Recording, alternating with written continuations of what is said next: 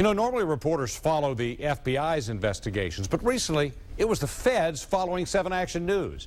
Tonight, the top man at Detroit's FBI is talking only on 7 and taking our Ross Jones inside their probe of a sitting Supreme Court justice who pleaded guilty to bank fraud. Hi, I'm Diane Hathaway, and I'm running for the Michigan Supreme Court. When she was a candidate, Diane Hathaway said she would rid the Supreme Court of all its perks and privileges. Taxpayers, she said, want a justice who will share the pain felt by middle-class families. We need a change on our Supreme Court.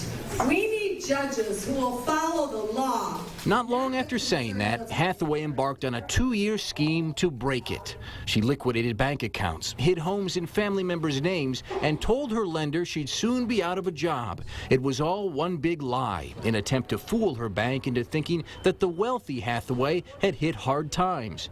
Her trick convinced ING to forgive more than $664,000 in mortgage debt. How much did it surprise you that she thought she would get away with this?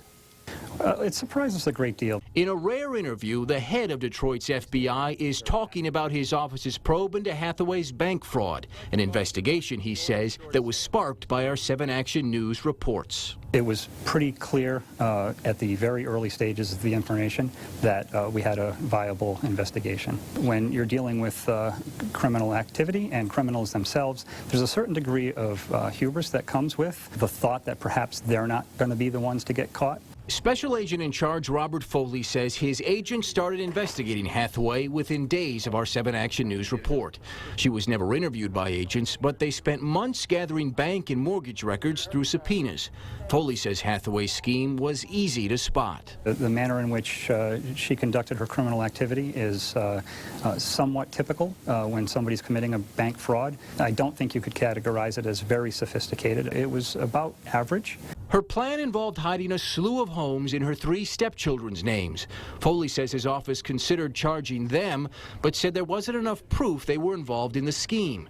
But what about her husband? He's also a career lawyer, signed the same documents as Hathaway, and seemed to be just as involved. It did seem like that. However, providing a standard of proof to a jury is an entirely different matter, and we never got to the level of beyond a reasonable doubt in our investigation that that, in fact, was the case. As structured as Hathaway's scheme was, Foley says the real irony is that it was totally unnecessary. The Justice's bank told the feds that despite her considerable assets, they would have still approved Hathaway's short sale, only requiring her to bring $90,000 to the table. My hope is that after serving her time in prison and during that time period, she has time to reflect on what she did and come to regret that decision, as I'm sure she's starting to do. I don't assume you ever felt bad for her along the way. Your assumption is correct.